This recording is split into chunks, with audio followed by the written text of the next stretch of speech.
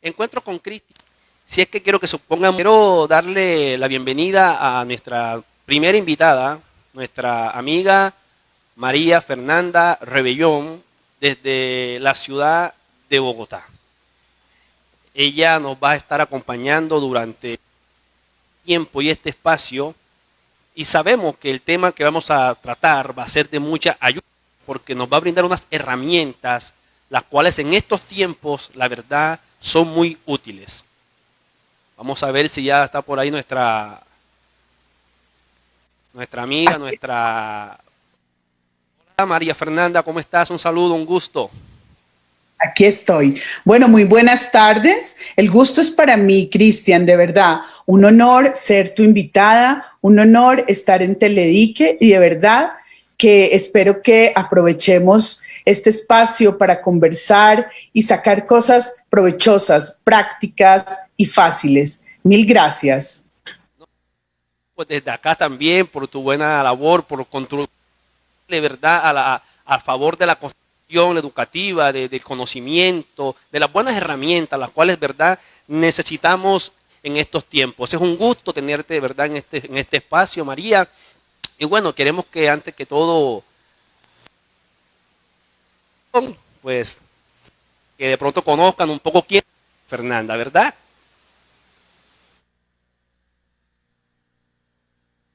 Se está cortando un poquito.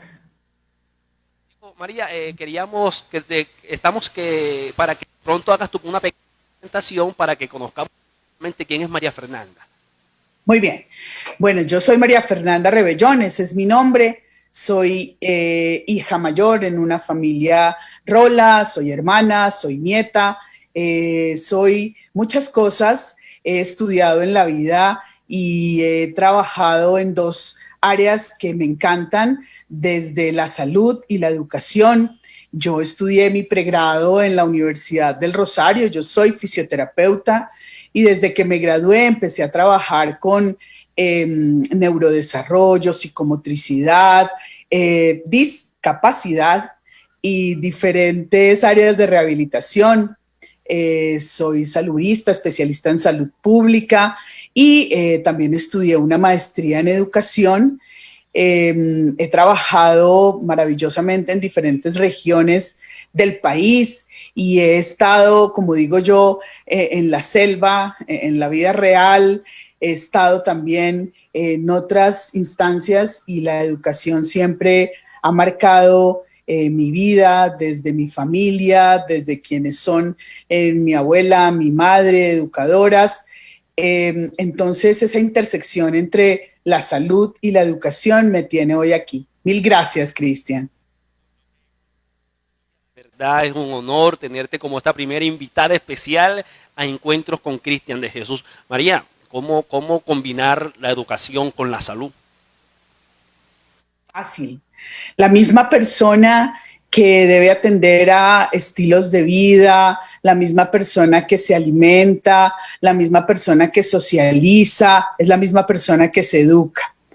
El sistema educativo y el sistema de salud acogen en un solo sistema, en un solo entorno, en un solo contexto a esa misma persona que se valida como un ser social, como un individuo, es la misma persona que socializa, que está en una comunidad.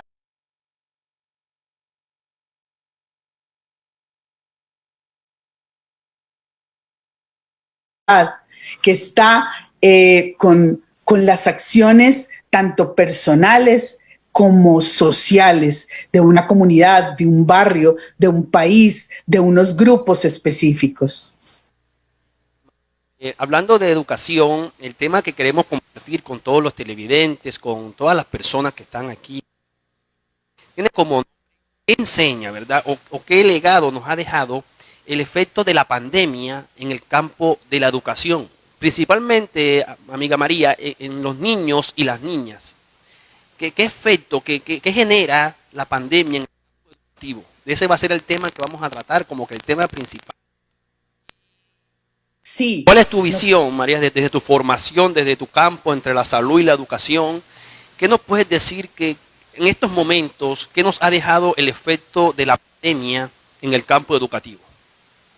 Bien, yo quiero decir que la pandemia, lo primero que a mí personalmente me ha dejado es un emprendimiento bello que se llama Escuela Vital, en donde estamos entendiendo eso que trajo bueno esta pandemia, eso que en medio de situaciones tan difíciles, reales, en medio de situaciones no solamente escolares, sino de todo tipo, laborales, de todo tipo en donde están las personas en diferentes roles. Esa pandemia también nos ha permitido volver, Cristian, como digo yo, y a todas las personas de Arjona y a todas las personas que nos acompañan desde otras partes de Bolívar y desde el país, nos ha permitido volver a lo básico. No es que no lo estuviéramos viendo, pero yo siento, y en Escuela Vital, como te digo, vemos que finalmente eso es lo que estamos volviendo a ver. Ese núcleo familiar, independientemente del concepto o de la forma o de la práctica familiar que se tenga, es volver a eso básico. Vamos a ver que la educación tiene que ver con las instituciones educativas, son nuestros profesores, nuestras profesoras, los directivos, las directivas, claramente todo lo público y lo privado, quienes nos acogen, quienes tienen las directrices, las normas, quienes nos guían, pero claramente volvimos a retornar y a ver esa base en donde la familia, en donde estamos, en donde nos desempeñamos, tenemos que ver que esta pandemia nos hizo ver que esa escuela nos va a reactivar en otras funciones, en otras acciones, en esos roles dentro de la educación.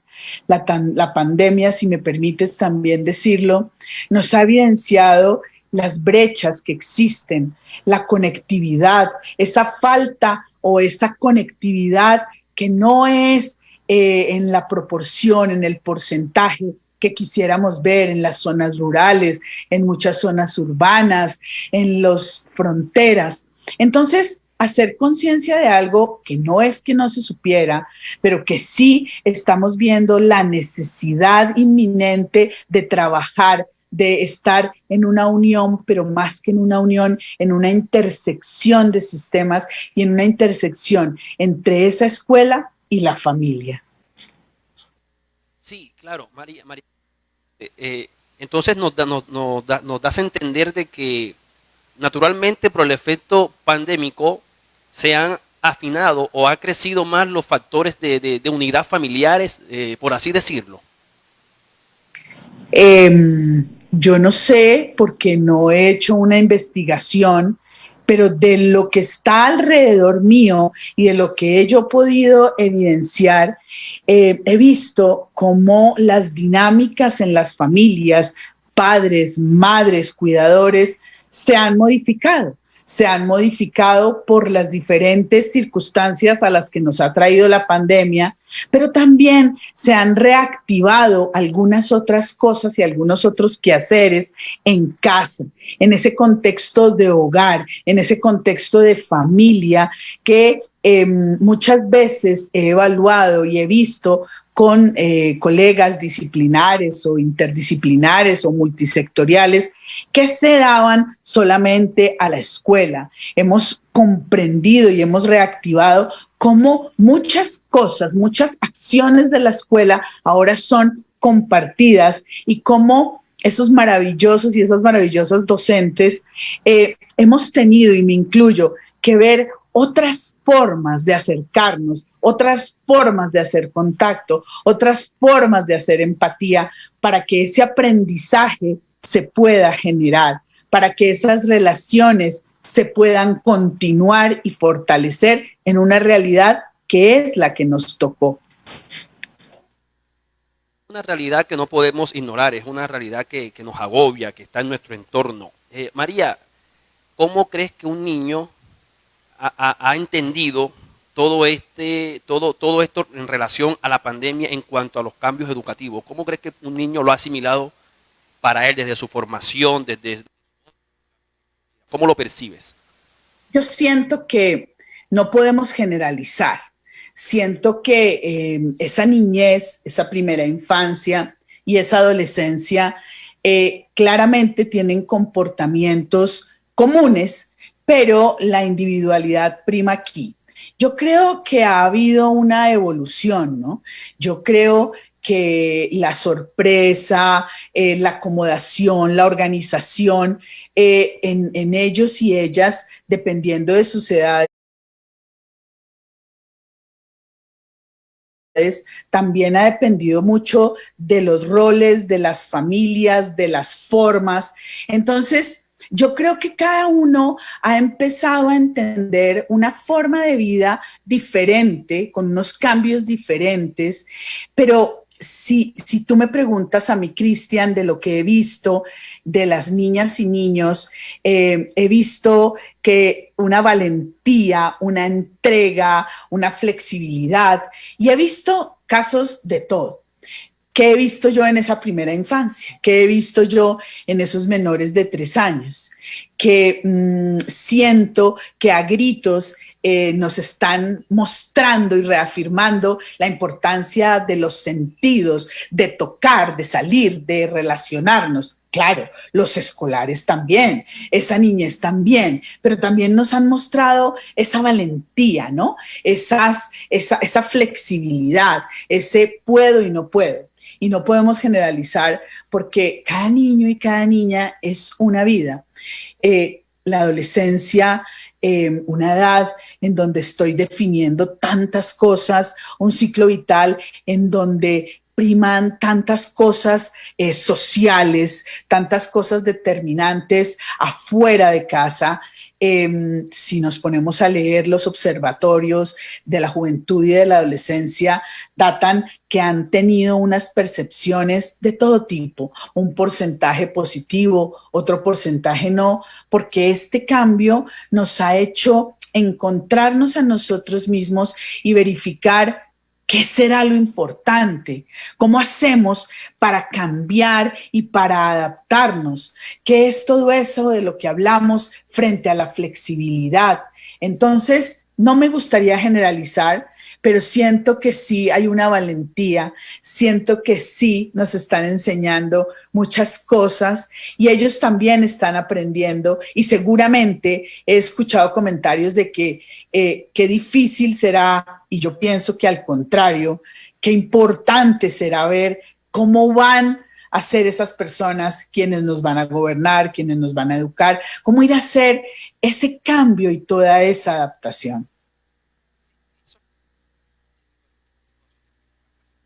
Y sí, mi percepción también de un niño en estos momentos es un niño que está generando o está creando una identidad, pero muy, muy prematura en él, en hacer sus cosas por sí solo, en ejercer un compromiso por sí solo, ese mismo impulso de querer estudiar, de querer hacer las cosas bien, lo llevan a él a ser fuerte como de pronto usted aportaba. María, hablando un poquito del tema general, la educación generalmente ha cambiado por el efecto de la pandemia, pero en sí, ¿qué factores verdaderamente han cambiado en ese sentido, María Fernanda? Pues lo primero que cambió es que ahora no tenemos un modelo presencial, sino que tenemos un modelo mediado por tecnología, mediado por guías. Entonces, ese ya es un cambio importante. Ahora estamos entrando a un modelo de alternancia. Entonces, aquí el movimiento, la cognición, todo ese enfrentar esas emociones, sí que han tenido que ver esos cambios, ¿no? Ya el cambio de entender que estoy a través de una pantalla, que estoy generando unas relaciones, pero que son unas relaciones en las que mi aproximación en este momento podría generar más un peligro, pero podría yo leerlo más bien en que estamos aprendiendo a que la expresión, la voz, otras formas se generen. Entonces, cambió esa mediación, ¿cierto? Cambiaron los momentos, cambiaron los horarios, hicimos unos cambios que no desde la norma, porque todo sigue igual, pero sí hicimos unos cambios adaptados a la situación nueva. Yo siento que en este momento también cambió nuevamente ese rol desde los padres, desde las madres, desde los cuidadores. Tuvimos que hacer una organización de los hogares, de las casas. Tuvimos que atender mucho más al contexto, a ver el juego, a compartir y a ver que hay cosas que definitivamente no estábamos viendo porque teníamos otros espacios a donde estaban nuestros niños y niñas, pero que ahora podemos ver esas dinámicas de aprendizaje. Todo eso cambió. María, de hablar, venía a mi mente ese momento prácticamente en este mes de marzo. Tenemos un año donde a nuestra mente nos llegó y nos golpeó el tema de la pandemia. Estamos cumpliendo ahorita un año. Y hoy, después de un año, esa experiencia que tenemos, ¿en qué tanto ha sido positiva para los que formamos a un niño dentro de un aula de clase, entendiendo de que no estamos dentro de un aula de clase? Ya la experiencia hoy, ¿qué herramientas podemos tener que nos sean más prácticas y más importantes al momento de formar a un niño virtualmente, por así decirlo, María? ¿Tú qué me puedes aportar en cuanto? Lo dirán las investigaciones, Cristian, lo dirán los estudios. Ya estamos viendo que hemos tenido que generar otras formas de comunicación, que hemos tenido que encontrar otros medios de acción. Entonces, así como nos hacen falta muchas cosas presenciales, porque, por ejemplo, en Escuela Vital estamos convencidos que las niñas y los niños deben ir a las escuelas, deben ir a socializar, porque uno a la escuela no va a aprender a leer y a escribir. Eso es un chip que ya viene y que obviamente con muchas acciones y con un entorno se aprende, porque uno a la escuela va a muchas otras cosas, uno a los colegios va a muchas otras cosas dentro de la socialización. Entonces yo creo que esas herramientas han sido generar esas acciones nuevas que hemos tenido que atender, hemos tenido que organizar tiempos, hemos tenido que ver cómo se trabaja a través de una pantalla y hacer amigables los espacios que antes podíamos compartir en frente a frente. Hemos tenido que organizar y atender a esa salud mental de nuestros niños, de nuestras niñas, de nuestros adolescentes. Hemos tenido que ver que esas herramientas que nosotros tenemos hoy son, yo las definiría en 3 grandes grupos. Una, atender mucho más a la conciencia del movimiento y los sentidos. ¿Y a qué me refiero yo con esa herramienta? Esa herramienta en que estamos atentos a qué vemos, a qué oímos, ¿cierto? A cómo nos tocamos, a un distanciamiento, pero hacer conciencia de esos, de todo eso que entra por nuestros sentidos, de todas esas respuestas que damos. Entonces, una segunda herramienta que creo yo que es muy clara es que hemos tenido que ver cómo compartir espacios, cómo ver que no hay conectividad me hace entender a mí como maestro o como maestra, a ver a mis estudiantes, ¿cierto? Desde sus contextos, desde sus entornos. Yo me he tenido que tocar y decir, muy bien, ¿qué voy a hacer? ¿Cómo voy a sacar yo todo ese potencial que tengo? Y otra herramienta maravillosa es esa articulación entre la familia y la escuela, que cada vez se comprende más, se articula más, no porque no existiera, sino porque esto nos hizo ver que somos seres flexibles, dinámicos y que podemos atender a todas las situaciones cuando estamos en una comunicación, cuando estamos en un afecto, cuando estamos atendiendo a que todo eso es el mismo ser humano, es la misma persona que está atendiendo a todo. Anda, hay un popular que dice o una frase muy sabia para mí, y creo que en estos tiempos es bandera, dice que la verdadera educación comienza desde la casa. Creo que hoy es apremiante y hoy ha tomado una importancia muy fuerte, ¿verdad? María Fernanda, te escuchaba hablar acerca del aspecto desde del comportamiento desde el entorno. Cómo el entorno sirve para un proceso de aprendizaje en estos tiempos. ¿Me puedes explicar un poco más acerca de eso? Claro, me encanta. Y no en estos tiempos, en todos. Es muy importante generar conversatorios para que todos podamos ir comprendiendo en desacuerdos, en acuerdos, pero que vayamos comprendiendo cómo se aprende a través de la experiencia, cómo se aprende a través de la vida real, de la vida cotidiana. ¿Qué es mi entorno? Mi entorno es mi cama, si duermo solo, si duermo acompañado. ¿Qué es mi entorno? Mi entorno es mi casa, pero además mi entorno es mi barrio, si tengo vías de acceso por un río, por una carretera, si tengo una plaza de mercado, si vivo en una ciudad grande, si vivo al lado de un aeropuerto. El entorno lo constituyen cada una de las particularidades y se aprende a través de la experiencia que yo tengo en ese entorno. Entonces, ese entorno es responsabilidad tanto de la familia como de la escuela de conocerlo para que ese entorno, atendiendo a que se conozca el entorno. Voy a dar un ejemplo sencillo.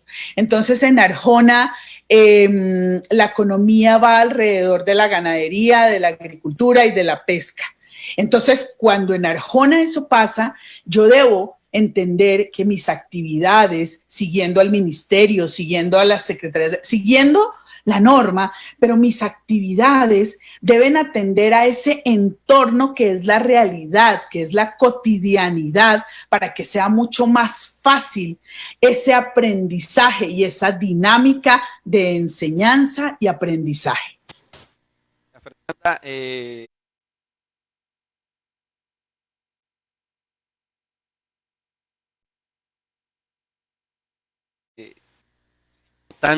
toda esta temática que hemos tratado en este primer programa televisivo Encuentros con Cristian de Jesús. Estamos llegando a la parte final, nos quedan los últimos 5 minutos. Queríamos, antes que despedirnos, María Fernanda, preguntarte, ¿qué es eso de escuela vital? Así muy resumida para ir terminando, María, te lo agradezco. Muchas gracias. Escuela Vital es una empresa que está atenta a 3 espacios. Todo atendiendo a esa primera infancia, a esa niñez y a esa adolescencia. Nosotros estamos trabajando las escuelas de padres a través de la ley 2025 del 2020, en donde todas las instituciones educativas deben atender a esas escuelas de padres, y nosotros estamos haciendo una innovación, estamos haciendo una llegada de esos padres con unas comunicaciones que son lúdicas, que son prácticas, que son fáciles. Atendemos también espacios específicos en educación, como salud mental, como inclusión, y atendemos el movimiento y el aprendizaje, porque yo soy una enamorada del sistema nervioso central y del cerebro, de cómo aprende el cerebro, de por qué es que debemos conocer eso, no solo en la salud, sino en la educación, de esos temas en donde la escuela es una escuela dinámica y amable. Entonces, nuestra escuela vital es una escuela a la que llamamos a todos los rectores, a las que llamamos a todos los sectores público y privado, en lo urbano, en lo rural, a que vengan, a que nos conozcamos y a que compartamos para poder enriquecer y hacer la crianza, la relación, todo lo relacionado con esa niñez, esa primera infancia y esa adolescencia, práctico y fácil. Gracias, Cristian. Fernanda, gracias a ti, gracias a todos los televidentes que compartieron este espacio de Encuentros con Cristian de Jesús. Gracias, María Fernanda, ha sido de gran ayuda toda esta temática, todos estos tips que nos has dado para verdaderamente entender y darle una buena actividad a todo este campo educativo. Bueno, nos despedimos, gracias al Señor por esta oportunidad, quienes habló Cristian de Jesús. Y bueno, María, antes de despedirnos, en un minutico, ¿cómo está la hermosa capital de nuestro país, Bogotá? Y con esto te despides, María. Congelada. Pero bueno, el calor humano es el que nos une. Mil gracias a ti, Cristian. Mil gracias a este programa tan hermoso. Te deseo lo mejor. Mil gracias a Teledique, que ahora ya lo sigo y ya lo atiendo. Mil gracias, de verdad. Ha sido un honor y un gusto. Hasta siempre y hasta pronto. Muchas gracias. Entonces, chao también a todos y nos vemos el próximo jueves de 5:30 a 6 por Teledique, nuestro canal comunitario. Encuentro con Cristian. Se despide. Hasta la próxima.